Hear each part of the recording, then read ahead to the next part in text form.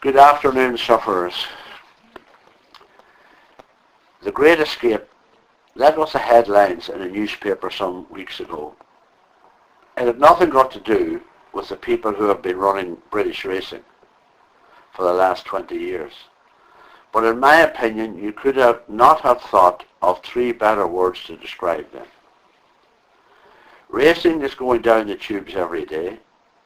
Not a day passes that you don't read about prize money cuts, etc. Did you see the prize money at Yarmouth the other day? Terrible. And on the other side of the coin, you have the major financial institutions lining up to buy the big bookmakers. The excuse for prize money dropping is that racing is losing its share of the gambling pound. Well, why wouldn't it? Go into a betting shop. What's in the most prominent positions? The curly-gurly machines, or fruit machines, as they used to be called. With racing not getting a penny of the massive profits they generate, and into the bargain, those machines are very addictive.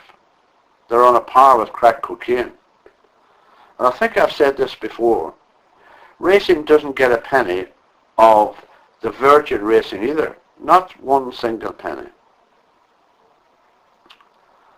What's the most prominent adverts on our 2 Racing Plus Bookmakers channels and on our race courses?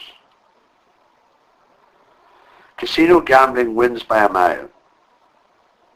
Do I have to tell you why horse racing is losing market share? It's very simple. The bookmakers and the race courses looking after themselves. What I want to know is who's looking after us. When I say us, I mean the owners and the punters. Although I have a trainer's license, the only reason I have one is that if I sent our horses to trainers, they would have us bankrupt within 12 months. Talking about trainers, it's no big deal to be champion trainer if you have hundreds of well-bred horses at your disposal. My thinking is the champion trainer is the trainer with the best strike rate when he fancies one. The big bookmakers would take a short time to tell you that.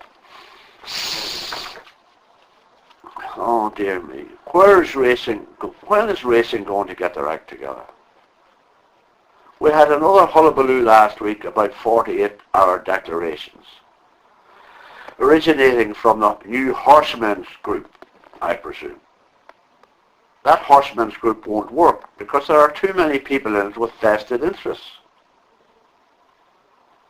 48-hour declarations are very low down the scale of issues within racing that would seem to me that need to be addressed. It seems to me complaining about this minor issue is like complaining about the draft under a door in a house, when this house has a huge hole in the roof and the rains are pouring in. Thought for the week.